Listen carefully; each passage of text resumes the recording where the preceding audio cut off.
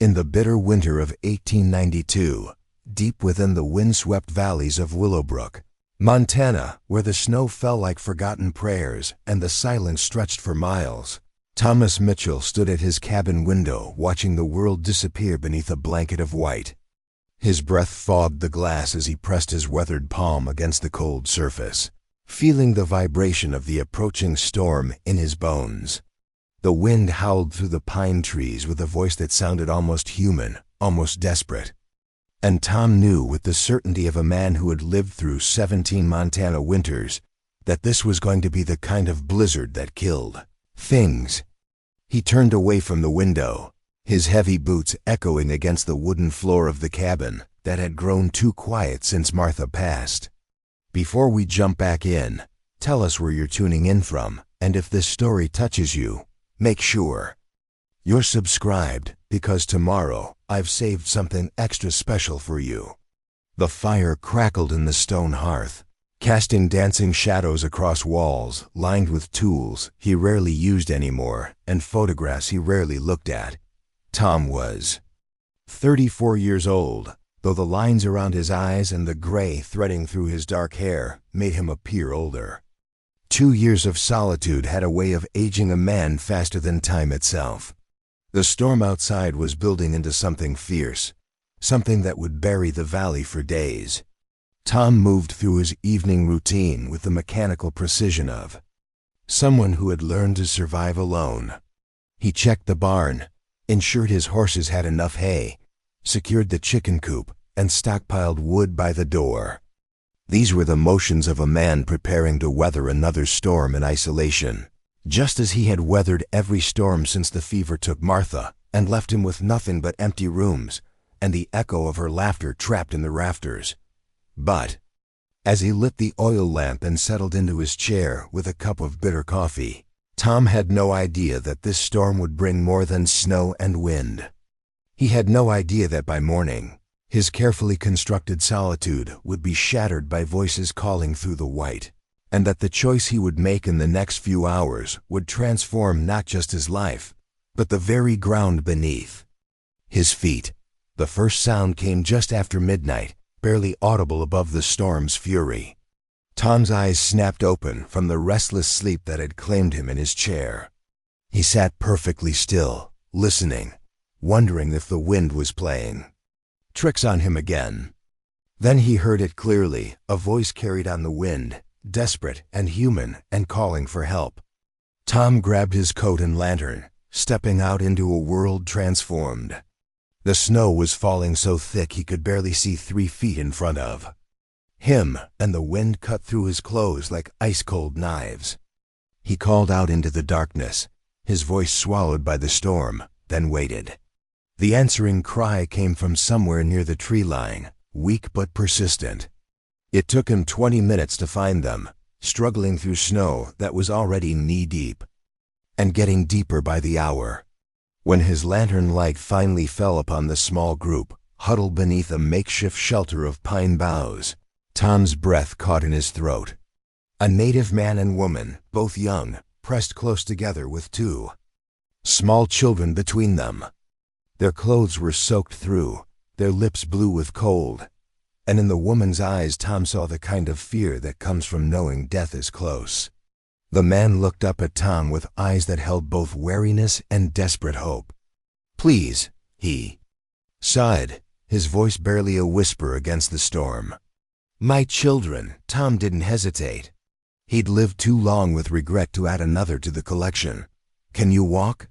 he shouted over the wind. When the man nodded, Tom helped him to his feet, then reached for the woman.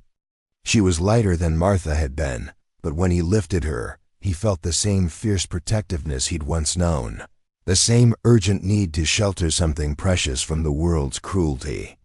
The journey back to the cabin was a nightmare of wind and snow and numbing cold. The little boy, who couldn't have been more than 8, stumbled along beside them with a determination that broke Tom's heart. The girl, younger and smaller, rode on her father's back, her arms wrapped tight around his neck. They moved like shadows through the white, following the dim glow of Tom's lantern, trusting a stranger because they had no other choice. When they finally reached the cabin, Tom kicked open the door and ushered them inside, into the warmth and light that suddenly felt like a gift he'd been taking for granted. The family stood dripping in his doorway, looking around with the careful attention of people who had learned not to trust too quickly. The woman swayed on her feet, and Tom reached out to steady her, guiding her to the chair closest to the fire. "Anna," the man said, his voice thick with exhaustion and relief. "This is Anna, my wife. I'm Daniel Crowfeather. These are our children, Jake and Emma." Tom nodded, already moving to stoke the fire higher. "Thomas Mitchell, Tom." He glanced at the children, who were watching him with wide, curious eyes. "You're safe now."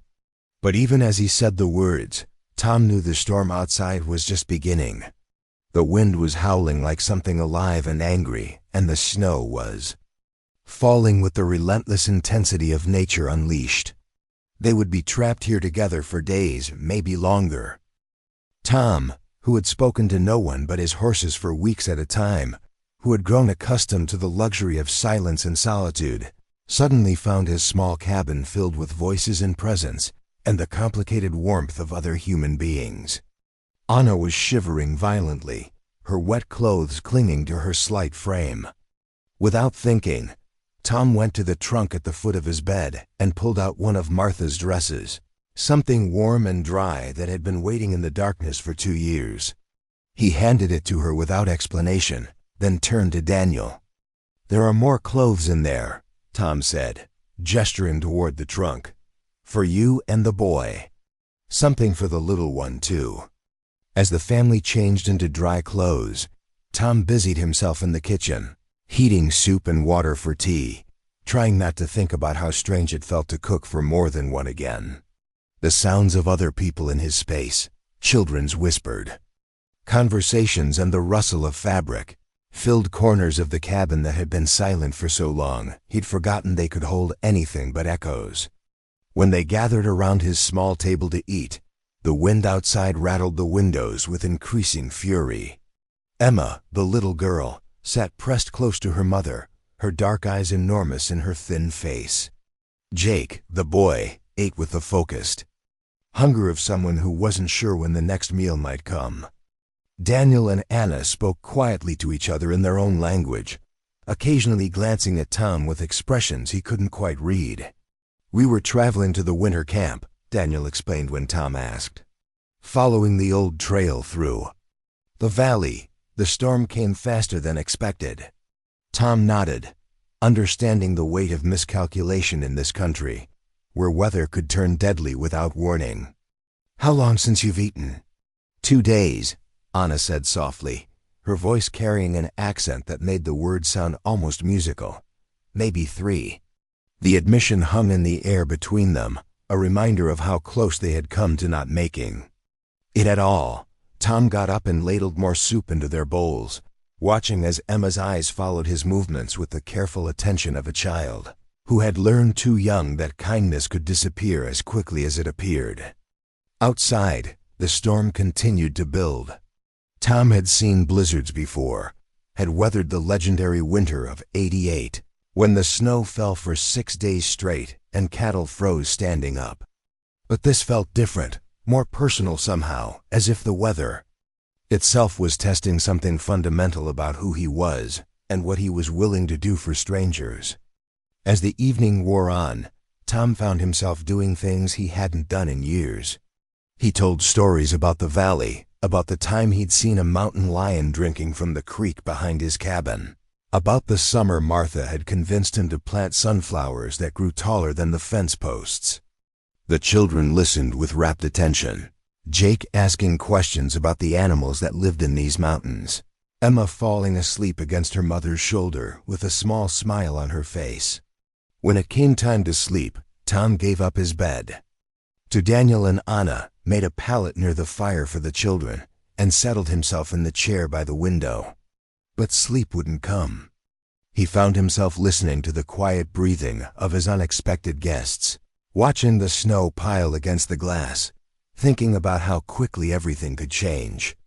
Daniel appeared beside him sometime after midnight, moving with the silent step of someone raised in the wilderness. "You cannot sleep either," he said quietly, settling into the chair across from Tom. "Storm's getting worse," Tom said, though that wasn't really what was keeping him awake. Daniel nodded, looking toward the window where snow was building against the glass like a white wall. "My grandfather used to say that storms like this come to teach us something. About ourselves, about what matters." Tom considered this, thinking about all the storms he'd weathered alone, all the lessons he'd learned in solitude. "What do you think this one's trying to teach?" "Perhaps," Daniel said, his voice thoughtful in the darkness, "that we are not meant to face the cold alone." The words settled between them like something solid, something Tom could almost reach out and touch. He thought about the 2 years he'd spent in this cabin, moving through days without speaking, eating meals in silence, telling himself that solitude was easier than the pain of caring about someone again. He thought about Martha, who used to fill these rooms with laughter and songs, and the countless small kindnesses that made a house feel like a home. "I had a wife," Tom said suddenly, surprising himself. "She died 2 winters ago. Fever." Daniel was quiet for a long moment. "Anna lost our first child," he said finally. "A son, born too early, too small. For a long time after, we forgot how to be happy. How did you remember time and each other?" Preparing and narrating this story took us a lot of time, so if you are enjoying it, subscribe to our channel. It means a lot to us. Now back to the story. And the understanding that grief shared is lighter than grief carried alone. Outside, the wind continued its relentless assault on the valley, but inside the cabin, something had shifted. Tom felt it in the air between them, in the quiet companionship of 2 men who had both known loss and survival. When he finally dozed in his chair, it was to the sound of the storm and the steady breathing of people who trusted him enough to sleep under his roof. By morning, the world outside had been completely transformed. Snow had drifted against the cabin walls, reaching nearly to the windows. The barn was a dim shape in the distance. The fence posts marking the boundaries of Tom's property had disappeared entirely beneath the white. The storm had passed, leaving behind a silence so complete it felt almost sacred. Tom woke to the smell of coffee and something cooking, sounds he hadn't heard in his kitchen for 2 years. Anna was at the stove, moving with the careful efficiency of someone making herself useful in a stranger's space. Jake was feeding wood to the fire under his father's watchful supervision, while Emma sat at the table drawing pictures in the condensation on the window. "Good morning," Anna said when she noticed Tom stirring. Her English was careful but clear, shaped by years of trade and interaction with settlers. "I hope you do not mind." The children were hungry. Tom shook his head, touched by the simple domesticity of it all. "Thank you," he said, meaning more than just the breakfast. The day passed in a strange suspension of normal time. The snow was too deep for travel, the cold too bitter for any work outside beyond the essential task of keeping the animals fed and watered. Tom found himself drawn into conversations with Daniel about farming and weather, about the differences between their people's ways of reading the land. Anna shared stories about traditional medicines and the healing properties of plants that grew wild in these mountains. The children, initially shy, began to treat the cabin like a fascinating playground, examining Tom's tools and books with endless curiosity. It was Jake who first noticed the photographs Tom kept face down on the mantel. With the bold curiosity of childhood, he turned one over and found himself looking at Martha's smiling face.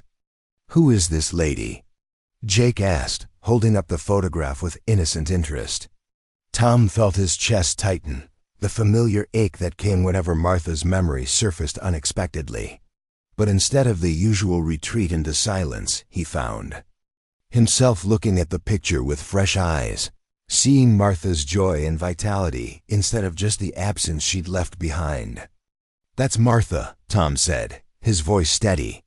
My wife, she died 2 years ago." Emma, drawn by her brother's discovery, came to look at the photograph too. "She's pretty," she said with the simple honesty of childhood. "She looks happy." "She was," Tom said, and for the first time in 2 years, the words didn't hurt to say. Anna appeared at his elbow, studying the photograph with gentle interest. "She had kind eyes," she said softly. "I think she would have liked having children in her house again." The observation hit Tom with unexpected force because it was true. Martha had wanted children, had spoken often about filling the cabin with voices and laughter, and the beautiful chaos of family life. Tom had always said there was time for that later, after the farm was more established, after they had more money saved. Now he understood with crushing clarity that there had been time, and he had wasted it. But looking around his cabin now, watching Jake carefully replace the photograph exactly where he'd found it, seeing Emma's drawings scattered across his table like small gifts, Tom felt something he'd thought was buried with Martha. He felt the possibility of joy again, the recognition that life might still hold surprises worth living for. That evening, as they sat around the fire sharing stories and watching the flames dance against the stone hearth, Daniel spoke about his people's traditions, about the way his tribe honored those who showed kindness to strangers. He told them about the old ways, when hospitality was sacred and debts of gratitude were remembered for generations. "Among my people," Daniel said, his voice carrying the weight of tradition, "when someone saves your family, they become family. Not just in words, but in truth. The bond is real, lasting." Tom nodded politely, not fully understanding the implications of what Daniel was telling him.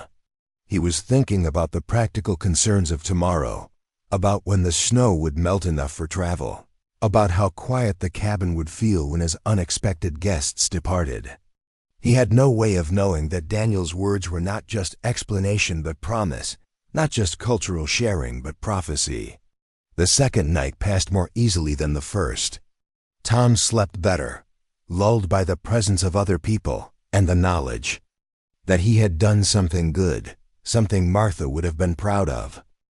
When he woke on the third morning to find the snow finally stopping and the sun breaking through the clouds for the first time in days, he felt both relief and an unexpected sadness.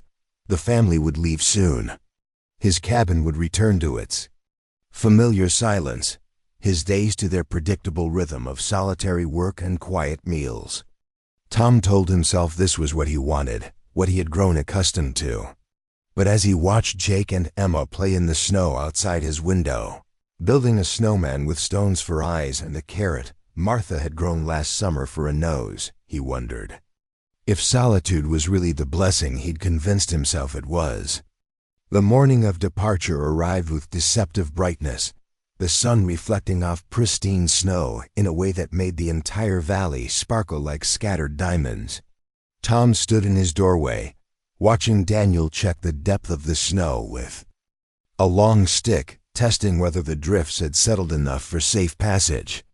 The cold air bit at his face, but the wind had finally died, leaving behind the profound stillness that always followed major storms. Anna was inside, carefully folding the borrowed clothes and placing them back in Martha's trunk with a reverence that touched Tom more than he expected. She had insisted on washing and mending everything before returning it, working by lamplight the previous evening while the children slept. Her fingers moved with practiced skill as she stitched a small tear in one of Tom's shirts, a gesture of gratitude that spoke louder than words. Jake had been up since dawn, helping Tom tend to the animals and asking endless questions about ranch work. The boy had a natural way with the horses, speaking to them in soft tones that seemed to calm even the most skittish Mar. Emma had spent her morning drawing pictures to leave behind, small sketches of the cabin and the snowman, and a family of 4 stick figures holding hands beneath a smiling sun. When Daniel finally declared the snow passable, at least for those who knew how to read the land and move carefully, Tom felt an unexpected weight settle in his chest. He had grown accustomed to their presence in ways he hadn't anticipated. The sound of Jake's laughter echoing from the barn, Anna's quiet humming as she worked in the kitchen, Emma's constant chatter as she narrated her drawings, even Daniel's thoughtful presence during the long evening hours had all become part of the cabin's rhythm. Tom helped them gather their few belongings, items that had been scattered and dried during their stay. Daniel's hunting knife, carefully maintained despite their ordeal. Anna's beadwork pouch, intricate patterns that told stories Tom didn't know how to read. Small bundles of herbs and roots that Anna had explained were for medicine and ceremony. Simple things that held the weight of a whole way of life. As they prepared to leave, Daniel approached Tom with something in his hands, a small carving made from dark wood. It was a horse, captured mid-gallop with such detail that Tom could almost see the animal's muscles moving beneath its carved skin. The craftsmanship was extraordinary, the kind of work that took hours of patient attention. "I made this while you slept," Daniel said, placing the carving in Tom's palm. "To remember, you gave us shelter when we had none. You shared your food when we were hungry. You opened your home to strangers in the storm." Tom turned the carving over in his hands, feeling the smooth wood and the careful attention to every detail.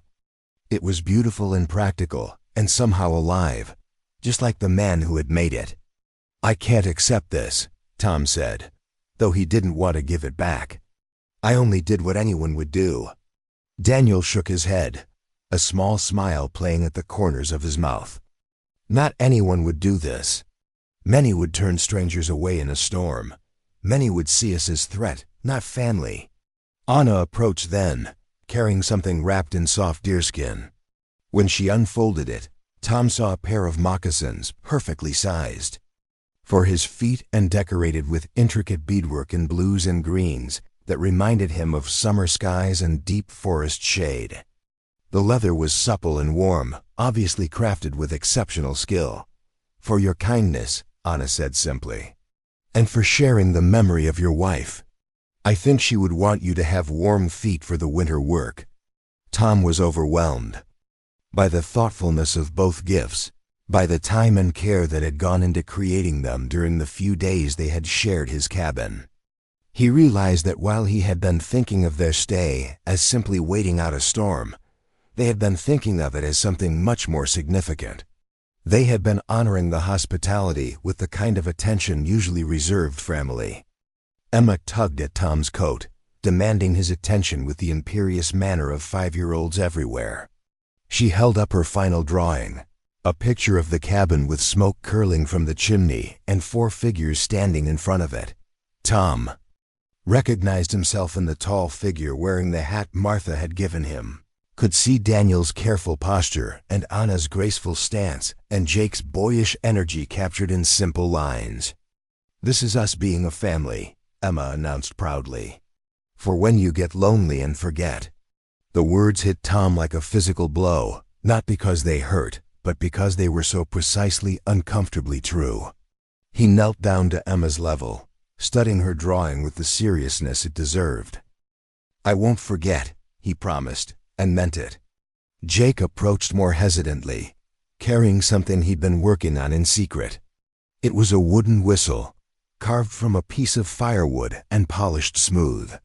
When Tom put it to his lips and blew, it produced a clear, pure note that seemed to hang in the cold air like a bell. "If you ever need help," Jake said solemnly, "blow 3 times and wait, then 3 times again. The sound carries far in the mountains. Someone will hear." Tom nodded gravely, understanding that the boy was offering him something precious, a connection to a world larger than his isolated cabin. He tucked the whistle into his coat pocket, where it settled against his chest like a promise. The actual departure was harder than Tom had expected. He walked with them as far as the creek, helping to carry Emma when the snow proved too deep. For her short legs, at the water's edge, where the current had kept the ice thin and the crossing would be manageable, they paused for final words. Daniel gripped Tom's hand in the manner of men sealing an important agreement. "We will not forget," he said, his voice carrying a weight that seemed to encompass more than just gratitude. "My people do not forget debts of the heart." Anna embraced Tom briefly, a gesture that reminded him achingly of Martha's hugs, warm and fierce and somehow healing. "Take care of yourself," she whispered. "Winter is not over yet." The children hugged him with the easy affection of the young, Jake promising to come back when the snow melted to help with spring planting, Emma making him promise to keep her drawing where he could see it every day. Then they were crossing the creek, moving away from his land and back into their own world, becoming smaller figures against the vast white landscape. Tom stood by the water until they disappeared beyond the ridge, watching the way they moved together as a unit. Daniel breaking trail while Anna followed with Emma on her back, Jake bringing up the rear with the watchful attention of someone already learning to protect what mattered. When they were finally gone, swallowed by the forest and the snow, Tom felt the silence settle around him like a physical weight. The walk back to the cabin was the longest of his life. Every step took him further from the warmth of companionship and closer to the familiar isolation he had convinced himself he preferred. But now the silence felt different, heavier somehow, as if the cabin itself was mourning the absence of voices and laughter and the simple presence of other people. Inside, the space seemed enormous and empty. Emma's drawings were still on the table, along with the wooden horse Daniel had carved and the moccasins Anna had made. The beds where they had slept were neatly made, the kitchen clean and orderly. But everywhere Tom looked, he saw evidence of their presence and absence. A coffee cup Anna had favored, the spot by the fire where Jake had liked to sit, the window where Emma had drawn pictures in the condensation. Tom tried to return to his normal routine, but everything felt strange and hollow. He fed the animals and chopped wood and prepared a simple meal, but each task felt mechanical, drained of the purpose and satisfaction he had once found in self-sufficiency. The cabin that had been his refuge now felt like a prison, its walls closing in around him with oppressive silence. That evening, he found himself holding Emma's drawing and studying every detail. The four figures standing together in front of the cabin, the smoke rising from the chimney, the carefully drawn windows glowing with warm light. She had captured something in those simple lines that Tom was only beginning to understand, something about the way people could transform a house into a home simply by caring about each other. He placed the drawing on the mantel next to Martha's photograph, two images that somehow belonged together.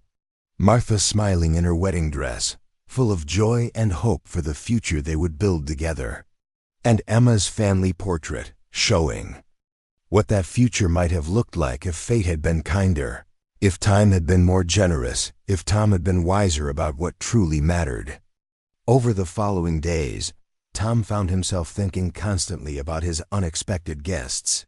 He wondered where they were camping, whether they had reached their people safely, if the children were warm enough during the cold nights. He caught himself listening for voices that would never come, looking toward the tree line as if he might see familiar figures emerging from the forest. The weather remained harsh, with frequent snow squalls and temperatures that dropped well below freezing. Even during the day, Tom worked mechanically through his chores, but his heart wasn't in it. The farm that had once given his day structure and meaning now felt like busy work, tasks performed without joy or satisfaction. He realized that somewhere during those 3 days, without quite meaning to, he had remembered what it felt like to care about other people's welfare more than his own comfort. 3 weeks after their departure, Tom was splitting wood behind the cabin when he heard something that made him freeze mid-swing. It was faint but unmistakable, the sound of approaching horses and voices carrying across the snow. Not just one or two riders, but many, moving with purpose toward his property. Tom set down the axe and walked to the front of the cabin, shading his eyes against the glare of sun on snow. What he saw approaching made his breath catch in his throat. A group of mounted riders, at least 20 strong, were making their way across the valley toward his land. Even at a distance, he could see they were native, could recognize the distinctive way they sat their horses, and moved as a coordinated unit. His first thought was of Daniel and his family, and his heart leaped with the hope that they were returning for another visit. But as the riders drew closer, Tom realized this was something much larger and more formal than a social call. The horses were decorated with painted symbols and feathers, the riders dressed in their finest clothes despite the harsh weather. This was a delegation, a group traveling with serious purpose. At the head of the group rode an older man whose bearing and the deference shown him by the others marked him clearly as a leader. His hair was white, but his posture was straight and strong, his eyes sharp and intelligent as they surveyed Tom's property with obvious interest. Behind him rode Daniel, and Tom's heart lifted to see his friend safe and well, though he wondered what had brought him back with such an impressive entourage. The group came to a halt in the clearing in front of Tom's cabin, the horses snorting and stamping in the cold air. Tom stood alone on his porch, suddenly conscious of his worn work clothes and unshaven face, wondering what protocol was appropriate for greeting what was obviously a formal visit from tribal leadership. The older man dismounted with fluid grace despite his years and approached Tom with dignified steps. His clothes were magnificent, decorated with intricate beadwork and adorned with symbols that spoke of high rank and great respect within his community. When he stopped in front of Tom, his weathered face broke into a smile that transformed his stern features completely. "You are Thomas Mitchell," the man said, his English perfect and formal. "I am Chief William Standing Bear. I come to speak with the man who sheltered my grandson and his family in the storm." Tom felt his world shift slightly as understanding dawned. Daniel wasn't just any member of the tribe, he was the chief's grandson, which meant the family Tom had helped carried significant importance within their community. What Tom had seen as simple human decency was being viewed through an entirely different lens by these people. "Chief Standing Bear," Tom said, inclining his head respectfully. "I'm honored by your visit. Daniel and his family are welcome here." "Always." The chief studied Tom with eyes that seemed to see everything, from his worn boots to the careful way he held himself despite his obvious nervousness. "My grandson tells me you opened your home without question, shared your food without thought of payment, treated strangers as family when they had nowhere else to turn." Tom felt heat rise in his cheeks. Any decent person would have done the same. They needed help. "Perhaps," Chief Standing Bear said, his voice carrying a weight of years and wisdom. "But not every person is decent. And not every decent person acts when action is needed." Daniel dismounted then and approached with Anna and the children, all of them dressed in beautiful ceremonial clothes that made Tom acutely aware of his own rough appearance. But when Jake broke away from the group and ran to hug him with unrestrained joy, Tom forgot all about his clothes and focused on the sheer happiness of seeing the boy again. "Tom, Tom," Emma cried, running to join her brother. "We came back. We told everyone about you, and they wanted to meet you." Anna approached more sedately but with genuine warmth, greeting Tom with a smile that spoke of real affection. "You look well," she said simply. "We have missed you." Daniel clasped Tom's hand with obvious pleasure. "My friend," he said, "I told you my people do not forget debts of the heart. We have come to honor the kindness you showed our family." Tom looked around at the assembled group, at least 20 people who had traveled through harsh winter weather to visit his remote cabin. The magnitude of their gesture was overwhelming, the idea that his simple act of hospitality had inspired such a response. These people had taken time from their own lives, had braved dangerous travel conditions, had organized what was clearly an important formal visit, all because he had done what felt like the most natural thing in the world. Chief Standing Bear raised his hand, and the assembled group fell silent with immediate attention. When he spoke, his voice carried across the clearing with natural authority, every word clear and deliberate. Thomas Mitchell, the chief said, "You have shown honor to our family when they were far from home and in great need.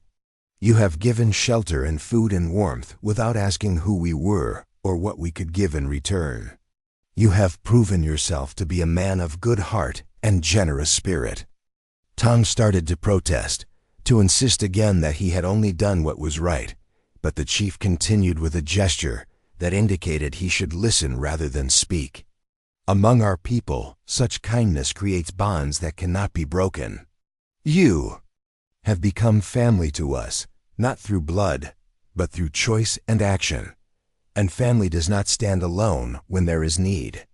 The chief paused, looking around at the assembled riders, then back at Tom with an expression that seemed to encompass both great seriousness and great joy. "We have come to ask if you will accept a gift from our people. Not payment, for kindness cannot be purchased, but recognition of the bond you have created with us. We wish to build something on your land that will stand as testimony to the friendship between our peoples." Tom felt his throat tighten with emotion he couldn't quite name. The formal nature of the proposal, the obvious thought and planning that had gone into this visit, the sheer generosity of spirit behind the offer, all combined to create something unprecedented in his experience. He had lived his entire adult life focused on self-reliance and independence, on the idea that a man should stand on his own and not depend on others for anything. Now he was being offered something that challenged every assumption he had made about how life should be lived. "I don't understand," Tom said finally. "What kind of gift?"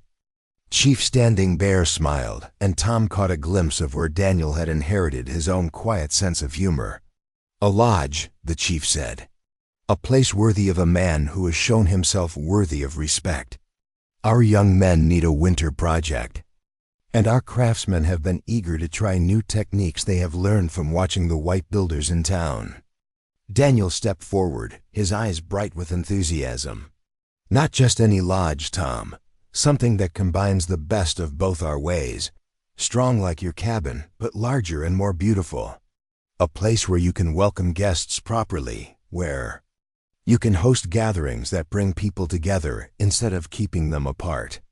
Tom looked around at the faces watching him expectantly, at people who had traveled far in harsh weather to make this offer, at children he had come to care about, and adults who seemed genuinely interested in his welfare.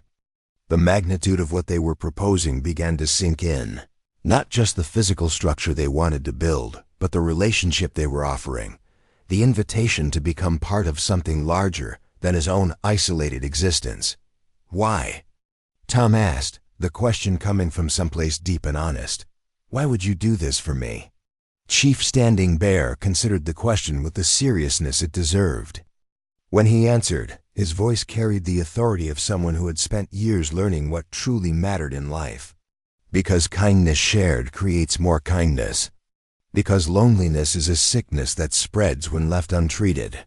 Because my grandson's family came home with stories not just of shelter from the storm, but of a man who had forgotten how to be happy and was beginning to remember."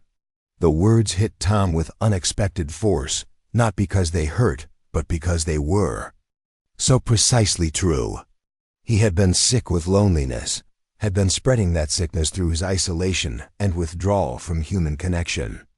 And somehow, without meaning to, Daniel's family had begun to cure him simply by being present, by reminding him what it felt like to care about other people's welfare. Anna stepped forward then, her voice gentle but firm. "We have seen your home, Tom. We have seen how you live. It is clean and orderly and sufficient for one person who asks nothing from life but survival.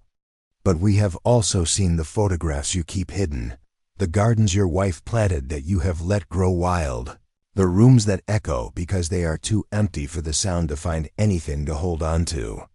Her words painted a picture Tom recognized, but had never acknowledged. The gradual shrinking of his world until it barely contained anything beyond the basic necessities of existence. He thought about the past 2 years, about meals eaten in silence and evenings spent staring into fires with no one to share stories with. about the slow erosion of joy and purpose that came from having no one to care for beyond himself. "We want to build you a place where happiness can grow again," Daniel said simply. "Where you can remember what it feels like to share your life with others." Tom looked at the drawing Emma had made, now carefully folded in his coat pocket, at the little girl who had somehow seen what his life could become, even when he couldn't see it himself. He thought about the wooden horse Daniel had carved, the moccasins Anna had beaded, the whistle Jake had made with such care and hope. These people had already given him more than he had given them, had offered friendship and connection and the possibility of belonging to something larger than his own wounded solitude. "When would you want to start?"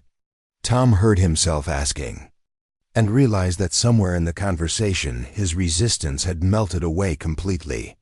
Chief Standing Bear's smile was radiant with satisfaction and joy. "The snow will melt in 3 weeks, maybe 4.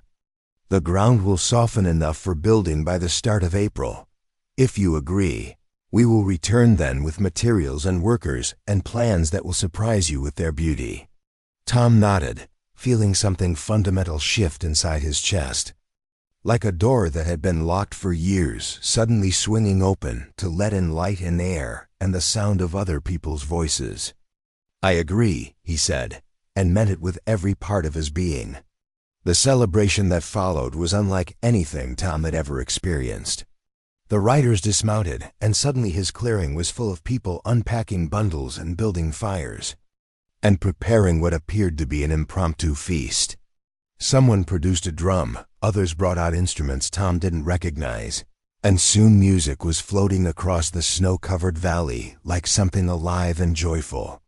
Children ran between the adults, playing games that transcended language barriers, including Tom in their activities with the easy acceptance of the young. Adults shared stories and food and laughter, treating Tom not as a stranger or outsider, but as someone who belonged naturally in their midst. For the first time in 2 years, Tom found himself part of something larger than his own solitary existence, and the feeling was intoxicating. As the sun set behind the mountains and the celebration continued by firelight, Tom stood watching the scene with wonder. His isolated cabin had been transformed into the center of community and joy, his silent clearing filled with voices and music and the warmth of human connection. Daniel's family had indeed changed his life, but not in the way Tom had originally thought. They hadn't just been guests seeking shelter, they had been messengers carrying an invitation to rejoin the world of the living. Chief Standing Bear approached Tom as the evening wore on, carrying 2 cups of something warm and fragrant. "You look surprised," the old man observed with gentle humor. "I am," Tom admitted. "I've been alone so long, I forgot what this felt like. And what does it feel like?" Tom considered the question, watching Jake teach some of the other children how to skip stones across the frozen creek, listening to Anna's laughter mixing with the voices of the other women as they shared stories around the fire. "Like coming home," Tom said finally, and knew it was the truest thing he'd said in years. The spring of 1893 arrived in Willowbrook Valley with an urgency that surprised everyone, including the old-timers who had been reading mountain weather for decades. The snow began melting 2 weeks earlier than usual, sending rushing streams of ice-cold water cascading down every hillside and gully. The creeks swelled beyond their banks, turning the valley floor into a patchwork of muddy islands and temporary lakes that reflected the pale green of new grass and the deeper green of pine trees stretching toward longer days. Tom stood at his cabin window each morning, watching the transformation with a mixture of anticipation and anxiety that kept him awake at night. Somewhere beyond the ridgeline, Chief Standing Bear and his people were preparing for a building project unlike anything that had ever been attempted in this remote corner of Montana territory. The promise they had made during their winter visit now seemed almost too extraordinary to believe, like something from a dream that might fade with the morning light. But reminders of that extraordinary day were everywhere Tom looked. The spot Where they had built their fires still showed circles of charred earth emerging from the melting snow. The drawings Emma had left were carefully preserved between the pages of Martha's Bible, protected from moisture and time. The wooden horse Daniel had carved held a place of honor on the mantel next to Martha's photograph, and Tom found himself touching it unconsciously whenever he passed, as if drawing strength from the smooth wood and the memory of generosity freely given.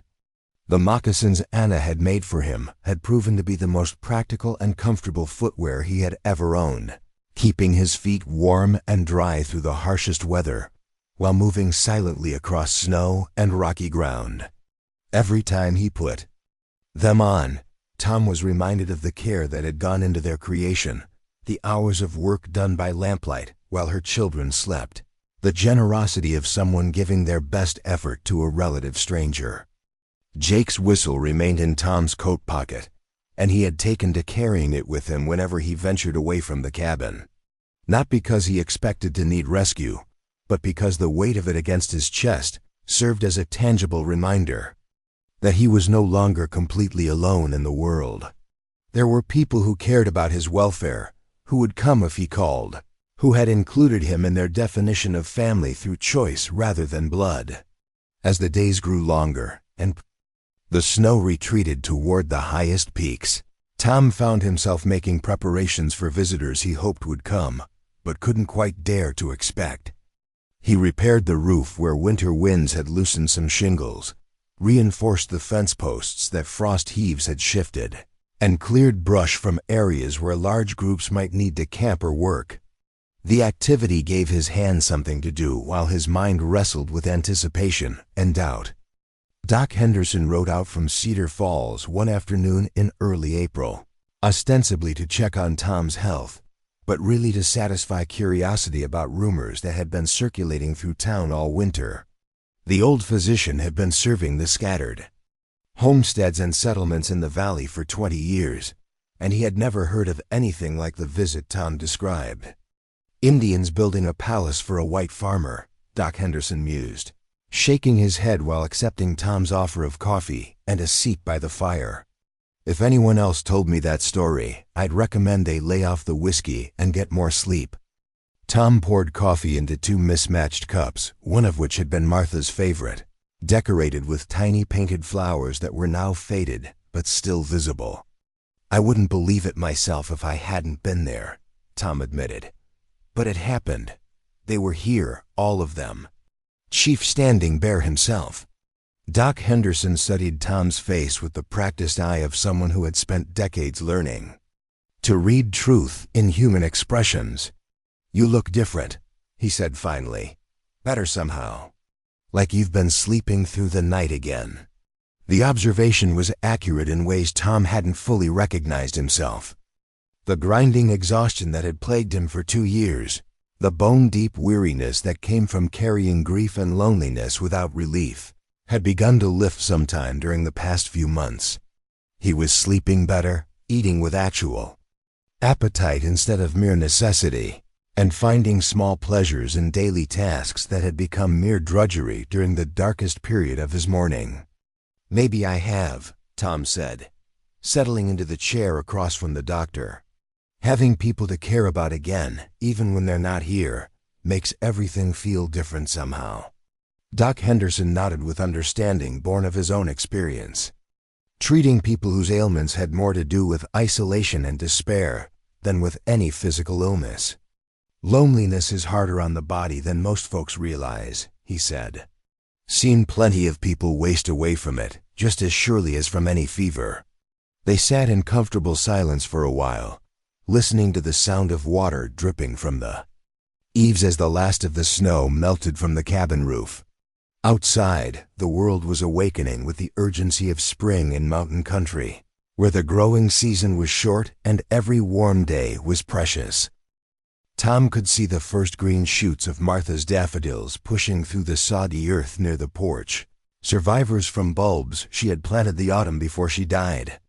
"What will you do if they don't come back?" Doc Henderson asked gently, the question that had been lurking in the shadows of Tom's mind for weeks.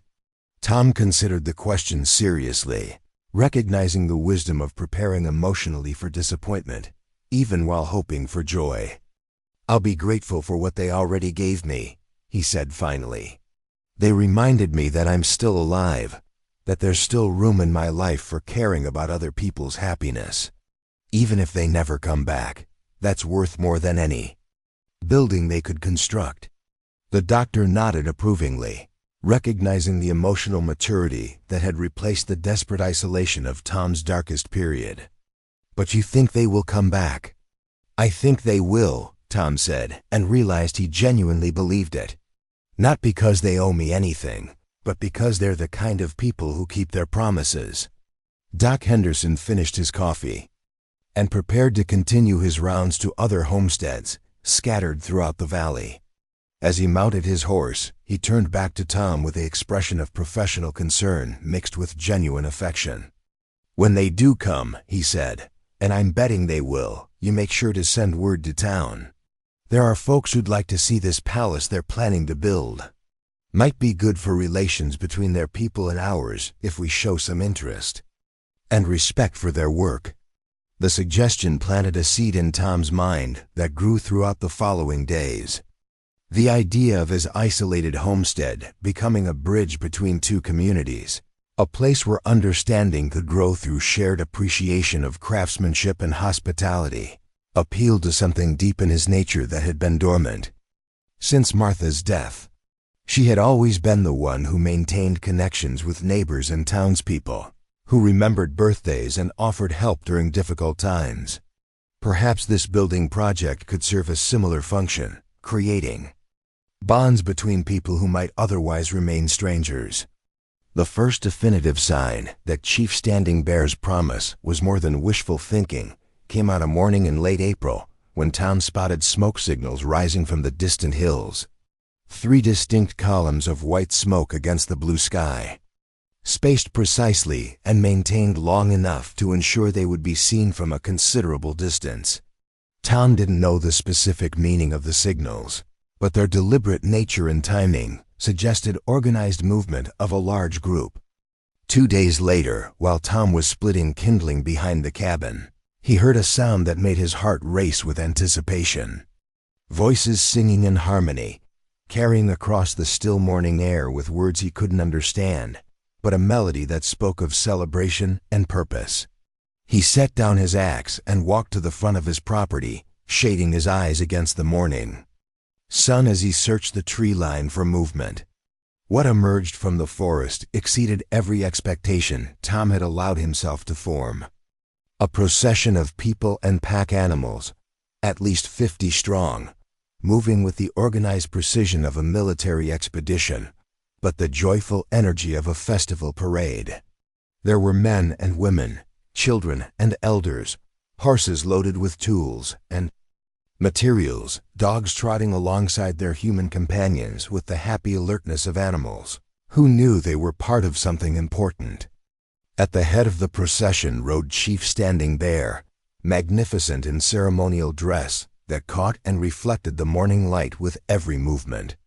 Beside him rode Daniel, and Tom's heart lifted to see his friend again, solid and real, and smiling with obvious pleasure at the reunion. Behind them came faces Tom recognized from the winter visit, along with many he had never seen before, all wearing expressions of anticipation and goodwill that transformed his isolated clearing into the destination of a pilgrimage. But it was the materials they brought that truly took Tom's breath away. Travois loaded with lumber that had clearly been selected and prepared with extraordinary care, each piece cut to specific dimensions and sanded smooth as silk. Bundles of tools that gleamed with careful maintenance and sharp edges. Containers of what appeared to be paint and stain in colors Tom had never seen used in construction. Canvas and rope and hardware that spoke of planning and preparation that must have taken months to organize. When the procession came to a halt in the clearing before Tom's cabin, the sudden silence was broken by children's laughter and adult voices calling greetings in English and their own language. Tom stood alone on his porch, momentarily overwhelmed by the magnitude of what was happening. the transformation of his solitary homestead into the center of a community effort, unlike anything he had ever witnessed. Chief Standing Bear dismounted with the fluid grace Tom remembered from their first meeting, approaching with arms extended in a gesture of friendship and welcome that included Tom in the celebration, even though it was taking place on his own land. When the older man embraced him, Tom felt the strength and warmth of someone who had traveled far to honor a promise made in winter darkness. "My friend," Chief Standing Bear said, his voice carrying across the clearing so that everyone could hear, "we have come to build something beautiful." Daniel was beside them then, gripping Tom's hand with obvious pleasure and looking around the property with the appraising eye of someone who had spent considerable time planning how to make the best use of the available space. "Are you ready for this?" he asked, grinning at Tom's expression of amazed bewilderment. Before Tom could answer, he was surrounded by familiar faces from the winter visit and new ones eager to make his acquaintance. Anna embraced him warmly, stepping back to study his face with the careful attention of someone checking on the welfare of a family member. Jake and Emma launched themselves at him with uninhibited joy, chattering excitedly about the journey and the materials they had brought and the amazing structure they were planning to create. Tom," Emma exclaimed, bouncing with excitement. "We brought paint and glass for windows, and my grandfather found the most beautiful stones for the foundation." Jake, trying to maintain the dignity of his 8 years while still bubbling with enthusiasm, pointed toward a travois loaded with carefully wrapped bundles. "Wait until you see the tools Father and the other men made during the winter. They've been working on this project since the day after we got home." The statement revealed something Tom hadn't fully understood before. This wasn't a gesture of simple gratitude or even generous impulse. This was a project that had occupied the attention and energy of an entire community for months, a coordinated effort that represented countless hours of planning and preparation and skilled labor. The magnitude of what they were offering him was staggering, not just in terms of the physical structure they intended to build, but in the investment of time and care and creative energy. Anna took Tom's arm and guided him toward one of the loaded travois, her eyes bright with anticipation. "Come see," she said. "We want to show you what we have planned." What she showed him took his breath away completely. Spread across a large piece of canvas were detailed drawings that looked more like architectural plans than anything Tom had expected from people he had unconsciously categorized as living in a simpler, less technical culture. The proposed structure was indeed a palace by any reasonable definition, a building that combined the solid practicality of frontier construction with decorative elements and spatial design that spoke of sophisticated understanding of both form and function. The main hall was enormous, large enough to host gatherings of 30 or 40 people with room for tables and dancing, and the kind of social activities Tom hadn't experienced since his wedding day. But it was connected to smaller, more intimate spaces as well. Private rooms for sleeping and reading and quiet conversation. A kitchen designed for preparing meals for large groups. Storage areas that would keep supplies dry and organized through the harshest weather. The decorative elements were what truly distinguished the design from anything Tom had ever seen. Carved wooden supports that would serve as both structural elements and works of art. Painted panels that would tell stories. In visual language, windows positioned to capture specific views of the valley and mountains at different times of day. Every detail had been considered not just for practical function, but for beauty and meaning, creating something that would serve as both shelter and celebration of the connection between human habitation and natural environment. "This is what you want to build?" Tom asked, his voice barely above a whisper as he studied the intricate plans. Chief Standing Bear joined them, pointing to specific elements of the design with obvious pride in his people's vision and skill. "Not just what we want to build," he corrected gently. "What we will build, starting today." The next few hours passed in a whirlwind of organized activity that reminded Tom of barn raisings he had attended as a young man, but with a level of coordination and skill that exceeded anything he had previously witnessed. The site was surveyed and marked with the precision of professional engineers, taking advantage of natural drainage and wind patterns while positioning the structure to capture maximum sunlight during the short mountain winter, the foundation. Work began immediately, with teams of workers moving stones that had been specially selected and transported for their size and stability. But these weren't just functional elements. They were beautiful in their own right, chosen for color and texture as well as structural integrity. The men worked with an easy rhythm born of long experience, but they also took time to explain what they were doing and why, treating Tom as a valued participant rather than merely an observer. Jake appointed himself as Tom's personal guide and instructor, explaining the finer points of stone selection and placement with the serious enthusiasm of a child who had been listening to adult conversations all winter. "You see how this stone has a flat side and a curved side?" he said, pointing to a piece of granite nearly as large as himself. "The flat side goes down for stability, but the curved side faces out because it will catch the light in an interesting way when the sun hits it in the afternoon." The level of attention to aesthetic detail in what was essentially foundation work was unlike anything Tom had encountered in his experience with frontier construction, where function typically took precedence over form and beauty was considered a luxury rather than a necessity. But for these builders, the two concepts seemed inseparable, as if creating something beautiful was as important as creating something useful. Anna worked alongside the men, but her focus was on different aspects of the project.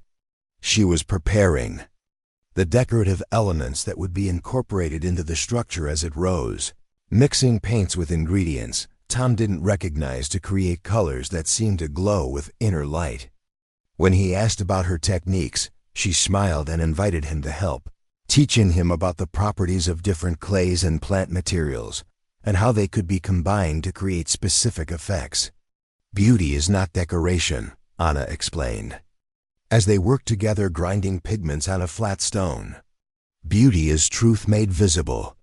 When we make something beautiful, we are showing respect for the materials and the land and the people who will use what we create." The philosophy behind her words gradually became clear as Tom watched the work progress throughout the day. Every decision, from the placement of individual stones to the angle of wooden supports, was made with consideration for both practical function and visual harmony. The builders weren't just constructing a building. They were creating a work of art that would serve as shelter and gathering place and symbol of the connection between communities.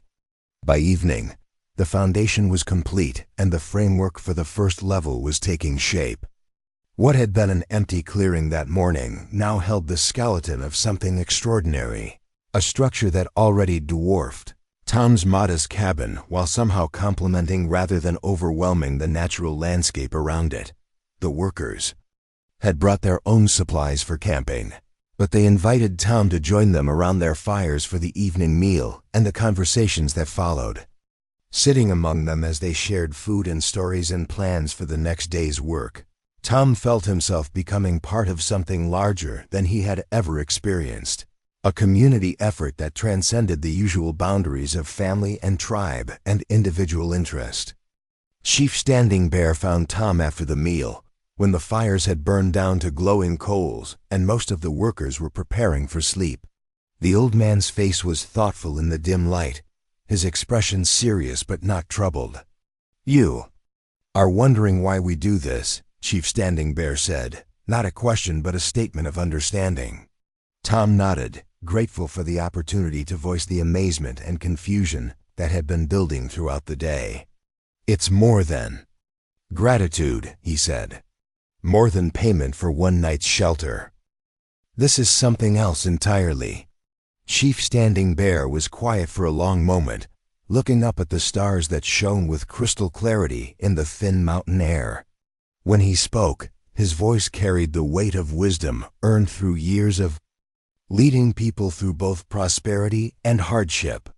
My people have learned that kindness creates more kindness, but only if it is recognized and honored properly, he said.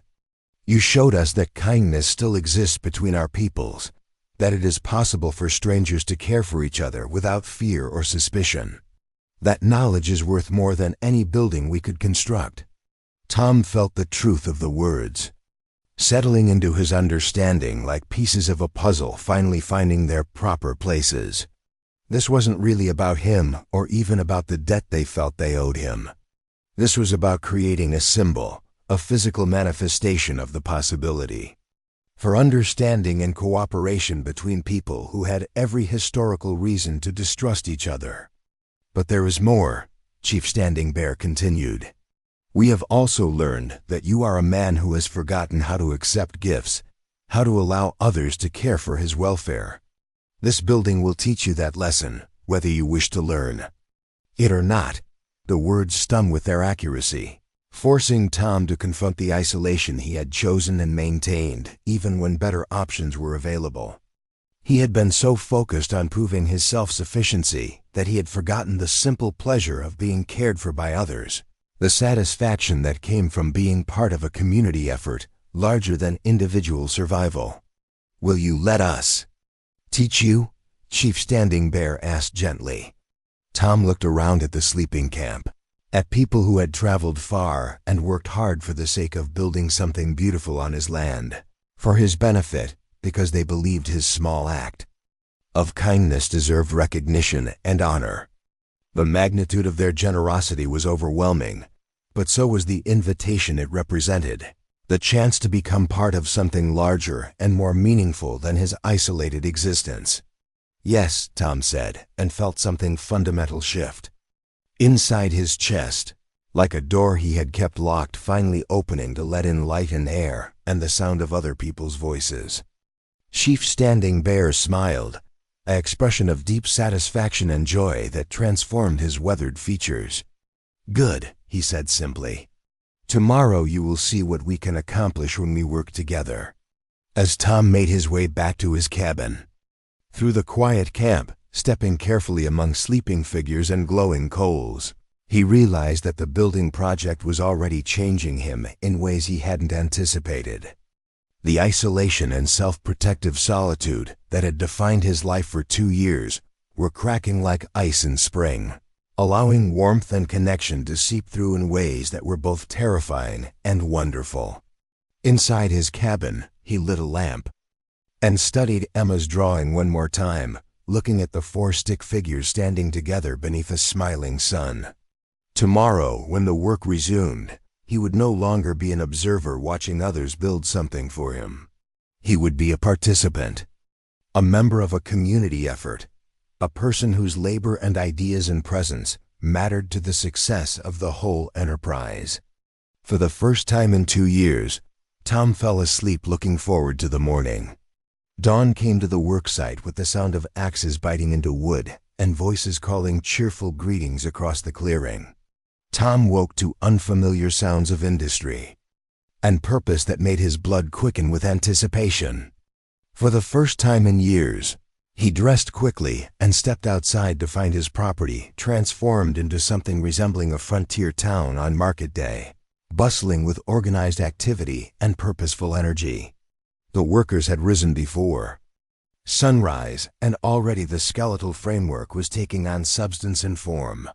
Massive timbers that had been shaped and fitted during the winter months were being raised into position with a precision that spoke of careful planning and experienced teamwork. The men worked in coordinated groups, their movements synchronized by years of building together, calling instructions and encouragement in voices that carried easily across the morning air. Daniel spotted Tom emerging from his cabin and waved him over to where a group of men were preparing to raise the main support beam for the Great Hall. The timber was enormous, a pine tree that must have grown for decades before being selected and carefully harvested for this specific purpose. Its surface had been adzed smooth and decorated with carved patterns that would serve as both structural reinforcement and artistic flourish. "We need your hands for this one," Daniel called, his face bright with exertion and satisfaction. The main beam requires everyone working together. Tom hurried to take his place among the dozen men positioning themselves around the massive timber. When the signal was given, they lifted as one, their combined strength raising the beam from the ground to shoulder height, then overhead, then carefully into the notched supports that would hold it permanently in place. The moment when the beam settled into its final position with a solid thunk was met with cheers and backslapping that included Tom as naturally as if he had been part of their crew for years. The sense of accomplishment was unlike anything Tom had experienced since Martha's death. Not the solitary satisfaction of completing a necessary task, but the shared joy of contributing to something larger than himself, something that required the coordinated effort of many people working toward a common goal. He found himself grinning like a schoolboy, his hands still tingling from the weight of the beam and the vibration of it settling into place. Anna approached as the men began preparing for the next phase of construction, carrying a clay pot that steamed with fragrant coffee and cornbread still warm from the fire. "You look happy," she observed, offering Tom food and drink with the easy hospitality that seemed to characterize everything her people did. Tom accepted the coffee gratefully, realizing he had been so eager to join the work that he had forgotten to eat breakfast. "I feel useful," he said, surprised by the simple honesty of the admission. "I'd forgotten what that was like." Anna nodded with understanding that suggested she had observed similar transformations before. "Purpose shared is stronger than purpose carried alone," she said, settling beside him on a log that had been positioned to serve as informal seating for workers taking breaks. "My husband tells me you spent much time working by yourself after your wife died." The observation was gentle but direct, inviting confession without demanding it. Tom found himself wanting to explain, to put into words the gradual shrinking of his world that had occurred so slowly he hadn't recognized it until the process was nearly complete. "I thought isolation would protect me from more loss," Tom said, watching the workers as they moved with easy coordination around the rising structure. "If I didn't care about anyone, no one could be taken away from me." Anna was quiet for a moment, her dark eyes following his gaze to where Jake was helping his father measure and mark lumber for the next section of wall. "And did it work?" she asked finally. Tom considered the question seriously, thinking about the 2 years of careful numbness he had cultivated, the deliberate reduction of his emotional life to the basic requirements of survival. "For a while," he admitted. "But it wasn't protection, it was just a different kind of death." The words hung between them with the weight of truth finally spoken aloud. Tom realized he had never admitted to anyone, not even to himself, how completely he had withdrawn from the business of being human during the darkest period of his grief. He had convinced himself that self-sufficiency was strength, that needing no one was a form of wisdom, but really it had been fear dressed up as philosophy. "My people believe that grief unshared becomes poison," Anna said gently. "It turns inward and feeds on itself until there is nothing left but bitterness and emptiness. But grief shared, grief witnessed and acknowledged by others, becomes memory that nourishes instead of destroying." As if summoned by their conversation about connection and loss, Emma appeared at Tom's elbow carrying something wrapped in soft doeskin. Her face was serious with the importance of whatever errand had brought her, but her eyes sparkled with barely contained excitement.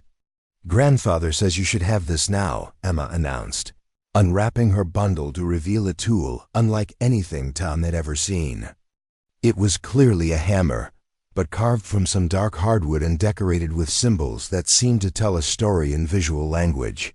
The head was perfectly balanced, the handle shaped to fit a human grip with ergonomic precision that spoke of centuries of refinement. "What is it?" Tom asked, taking the tool and marveling at its lightness and perfect balance. "A builder's hammer," Emma said proudly. "Grandfather made it for you during the winter, but he said you couldn't have it until you were ready to use it properly." Tom looked around and spotted Chief standing bare, watching from across the worksite. The old man's face creased with satisfaction at Tom's obvious pleasure in the gift. When their eyes met, the chief nodded once, a gesture that seemed to convey both welcome and expectation. Daniel materialized beside them, grinning at Tom's expression as he examined the hammer. "That's quite an honor," he said. "My grandfather doesn't make tools for everyone." You must have impressed him more than you realized. The weight of the gesture was beginning to settle into Tom's understanding. This wasn't just a useful tool. It was a symbol of acceptance into a community of craftsmen, a recognition of his commitment to the project and the relationships it represented. The hammer was beautiful and functional, but it was also an invitation to continue building, to remain connected to the people who had entered his life so unexpectedly. Tom spent the rest of the morning learning to use the hammer properly, working alongside experienced builders who taught him techniques for driving pegs and shaping joints that had been passed down through generations.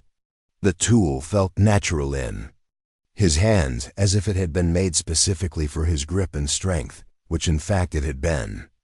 Chief Standing Bear had somehow observed him closely enough during the winter visit to craft something that fit him perfectly.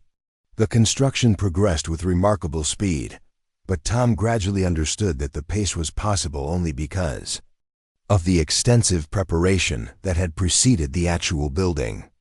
Every piece of wood had been cut to exact specifications during the winter months.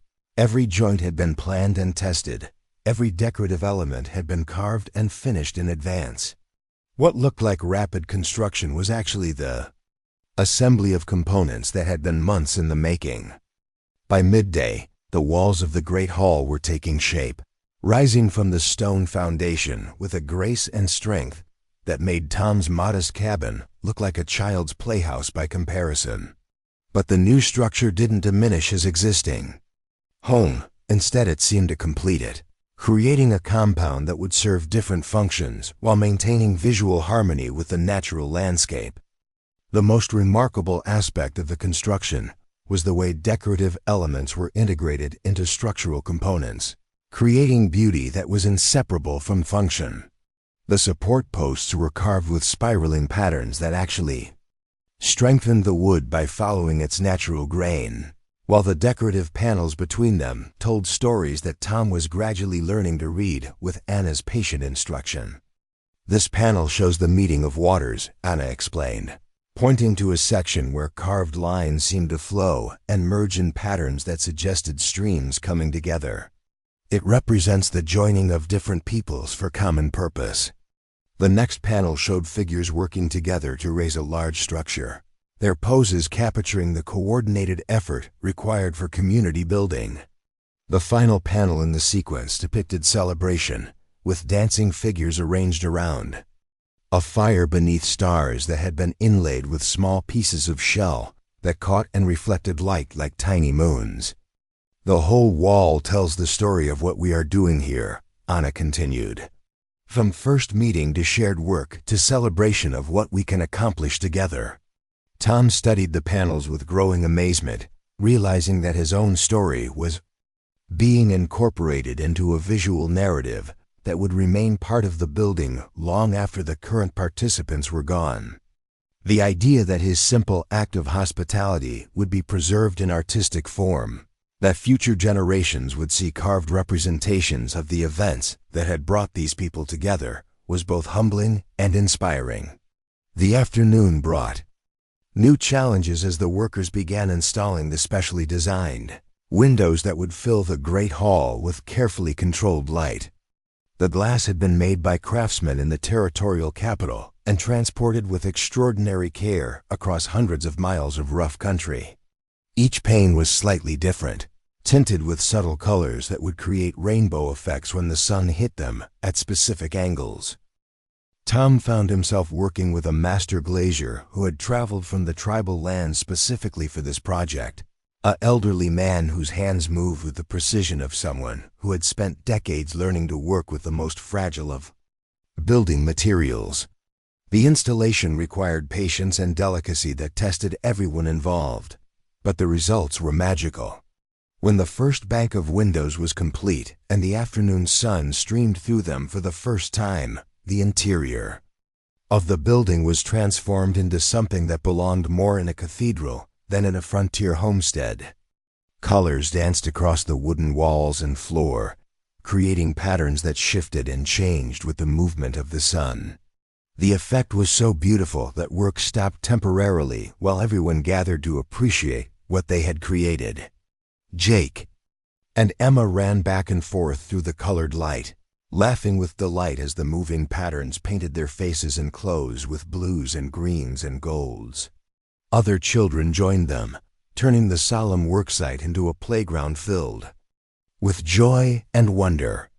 Watching them, Tom felt something tight in his chest loosen and expand, a recognition that happiness was not only possible but present, not something to be hoped for in the future, but something to be experienced in the current moment.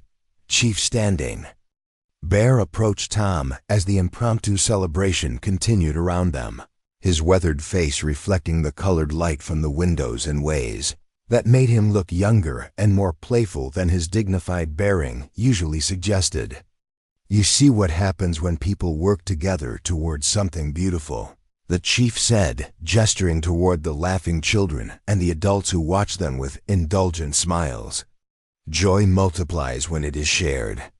Tom nodded, understanding that the lesson being taught went far beyond construction techniques or community cooperation. This was about the fundamental human need for connection and shared purpose, about the way individual effort could be transformed into something transcendent when it was part of a larger vision. "I lost sight of that," Tom admitted. "After Martha died, I forgot that happiness was possible.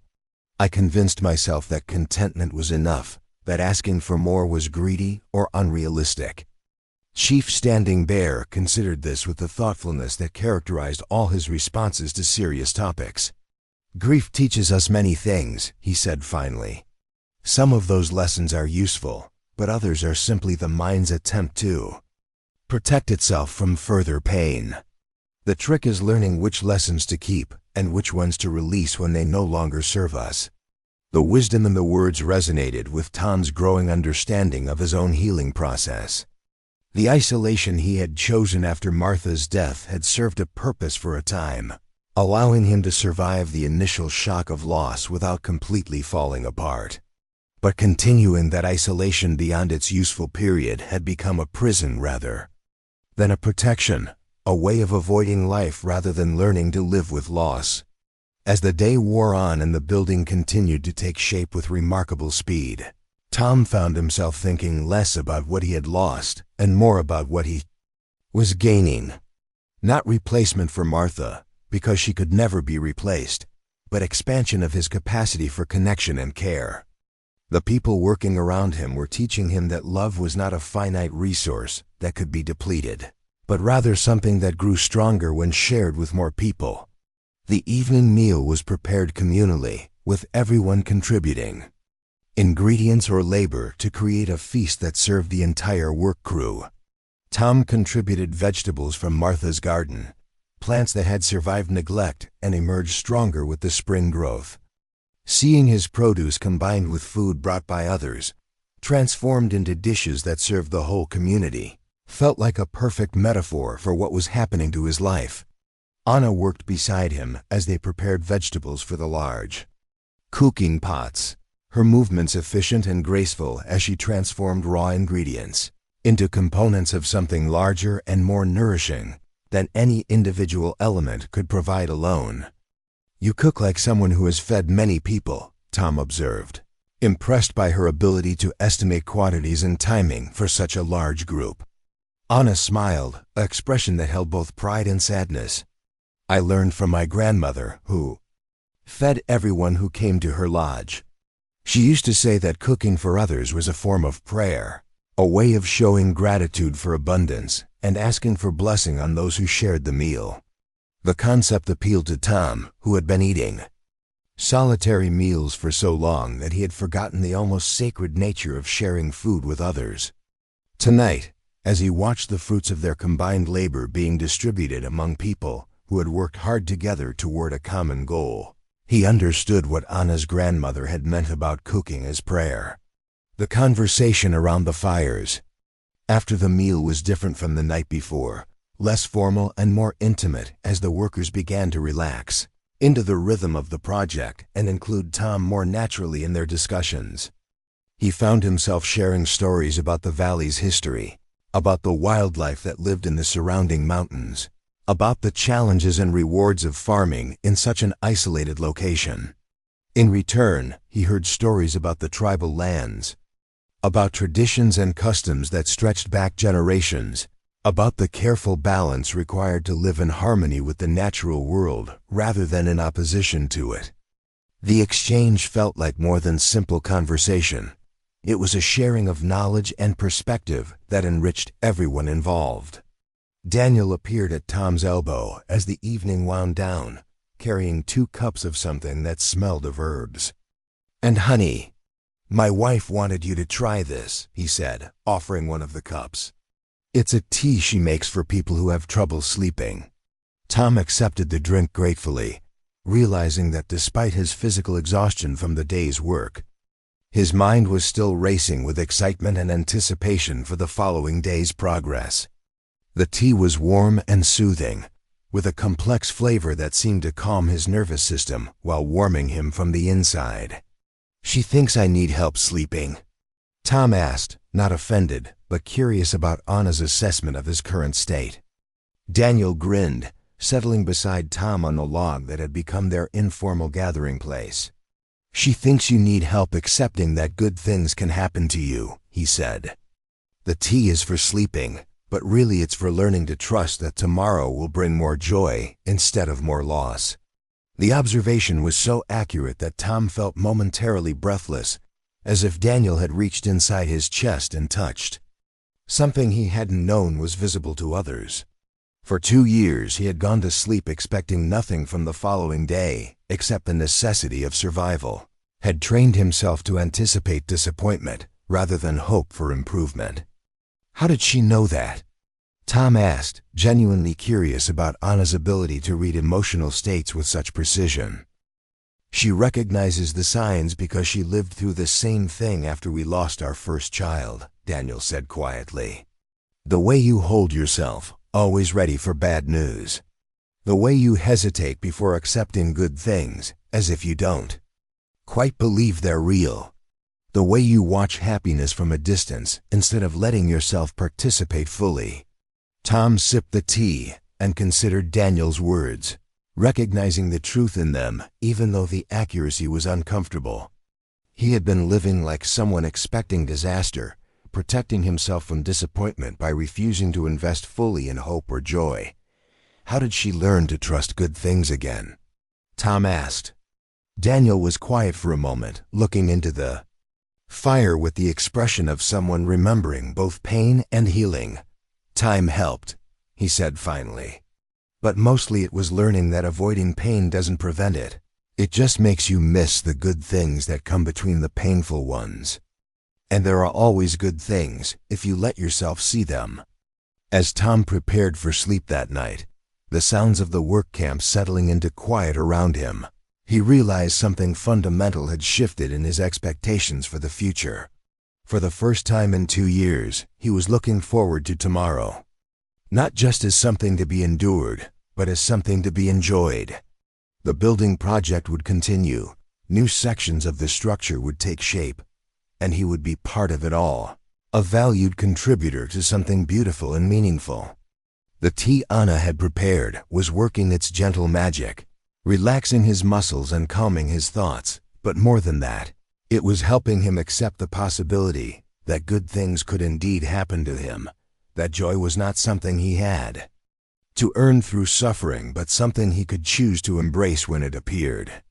For the first time since Martha's death, Tom fell asleep planning rather than merely surviving, his mind full of tomorrow's possibilities rather than yesterday's losses. And in his dreams he saw the completed building filled with light and laughter, with people who cared about each other gathered around tables laden with good food, with children playing in spaces designed for happiness and adults working together toward shared goals that benefited everyone involved. When he woke the next morning to the sound of hammers and saws and voices calling cheerful greetings across the clearing, Tom realized that his dreams were already becoming reality. 3 weeks later, on a morning when the mountain air carried the sweet scent of wildflowers and the promise of summer, Tom stood before the completed structure with wonder that had not diminished despite watching every beam raised and every detail crafted. The building rose from the valley floor like something from a dream made manifest, its soaring lines and intricate details creating harmony between human artistry and natural landscape. The great hall stretched before him with cathedral-like grandeur, its windows casting rainbows across floors, polished to mirror brightness. Hand-carved pillars told stories in wood and stone, their surfaces depicting the journey from isolation to community that had brought them all together.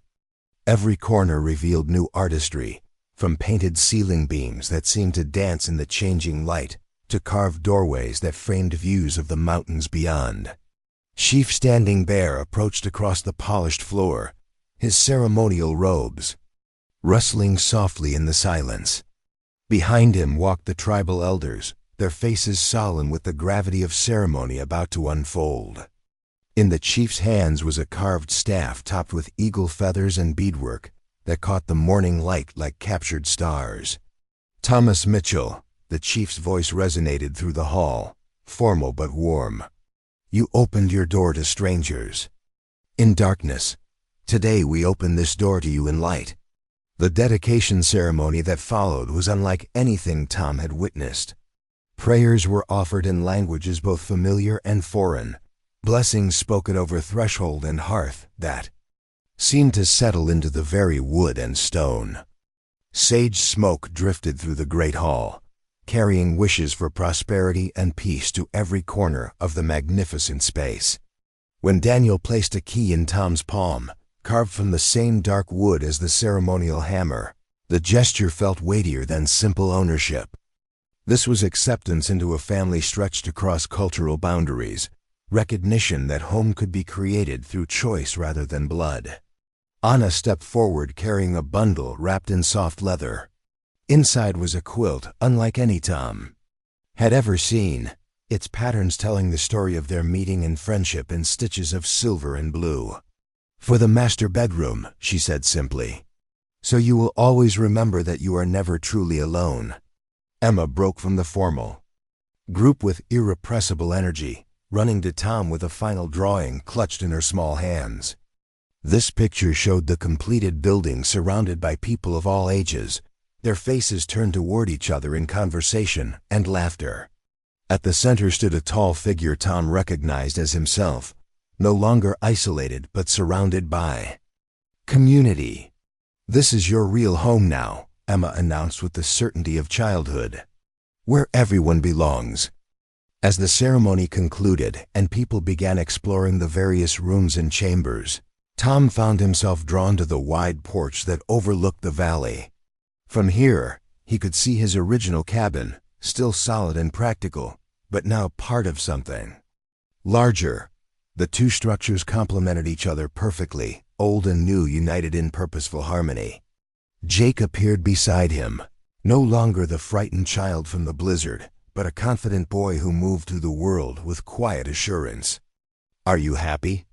Jake asked with the directness that children brought to important questions. Tom considered the question seriously, looking out over the valley where his life had been transformed by a single act of kindness that had grown into something beyond his wildest imagination. The loneliness that had defined his existence for 2 years had been replaced by connections that felt as solid and permanent as the building behind them. Yes, Tom said finally, and meant it completely. I'm happy. As afternoon faded toward evening, Doc Henderson arrived from town accompanied by several curious neighbors who had heard rumors about the remarkable construction project. Their amazement at the building's beauty and craftsmanship was genuine. But Tom noticed something more important in their interactions with the tribal members. Barriers that had existed for generations were dissolving in shared appreciation for artistry and skill. Ben Parker from the general store spent an hour discussing trade possibilities with one of the craftsmen, their conversation revealing mutual respect and potential for future cooperation. Mrs. Whitman from the schoolhouse engaged Anna in detailed discussion about traditional medicines, taking careful notes about plants and remedies that could benefit the entire community. The evening celebration that followed was magnificent in its simplicity. Tables had been arranged throughout the great hall, laden with food prepared by both communities. Music filled the space as instruments from two traditions blended in harmonies that had never been heard before, but sounded as natural as birdsong. Tom moved through the gathering, accepting congratulations and expressions of wonder, but he was most deeply moved by the children playing together without regard for the cultural differences that had long divided their parents. Emma and Jake moved easily among youngsters from town, their laughter mixing with voices speaking different languages but sharing universal joy. As the celebration reached its peak, Chief Standing Bear called for attention. The hall gradually quieted until only the crackling of the great fireplace could be heard. "This building stands as proof that kindness creates more kindness," the chief said, his voice carrying to every corner of the magnificent space. "One man chose compassion over fear, and from that choice has grown something beautiful that will serve many generations." Tom felt heat rise in his cheeks at being singled out, but Chief Standing Bear continued before he could protest. "But this is not just about one man's choice. This is about what becomes possible when people see beyond their differences to their shared humanity. This building will stand as a bridge between communities, a place where understanding can grow and flourish." The applause that followed was thunderous, but Tom's attention was caught by Martha's photograph, which Anna had quietly placed on the mantel beside the great fireplace. Even in death, Martha was part of this celebration, her memory woven into the fabric of the new life he was building. As the evening wound down and people began preparing for departure, Tom realized that the building project had given him something more valuable than shelter. It had taught him that healing was possible, that community could be chosen rather than inherited, and that love shared created more love rather than depleting what remained. Daniel found him as the last guests were saying their farewells, gripping his hand with the warmth of genuine friendship. "You know we'll be back," Daniel said. "This place belongs to all of us now." Anna embraced him gently, whispering words of blessing in her own language before switching to English. "Take care of our gift," she said, "and let it take care of you." Chief Standing Bear was the last to leave, pausing at the threshold to look back at the hall filled with lingering warmth and the echoes of celebration. "Remember," he said to Tom, "a palace is only as magnificent as the heart of the person who lives within it." After everyone had gone and the valley had returned to its customary quiet, Tom walked slowly through his new home, touching carved surfaces and admiring craftsmanship that would endure for generations. In the master bedroom, he spread Anna's quilt across the large bed, its patterns catching moonlight from the specially positioned windows. But it was in the great hall, surrounded by evidence of what people could accomplish when they worked together towards something beautiful, that Tom finally understood the full magnitude of what had been given to him. This wasn't just a building. It was a legacy of kindness, a monument to the possibility of healing, and a home where joy could flourish without fear. Standing beneath the painted beams with moonlight streaming through rainbow windows, Tom felt Martha's presence not as absence, but as blessing. She would have loved this place, would have filled it with the same warmth and welcome that now seemed built into its very foundations. For the first time since her death, Tom smiled without sadness, surrounded by beauty created through friendship and sustained by love that had multiplied rather than diminished when shared with others. Tomorrow would bring new possibilities, new connections, new reasons to choose hope over fear. The palace stood complete, but the story it represented had only just begun. Up next, you've got two more standout stories right on your screen. If this one hit the mark, you won't want to pass these up. Just click and check them out.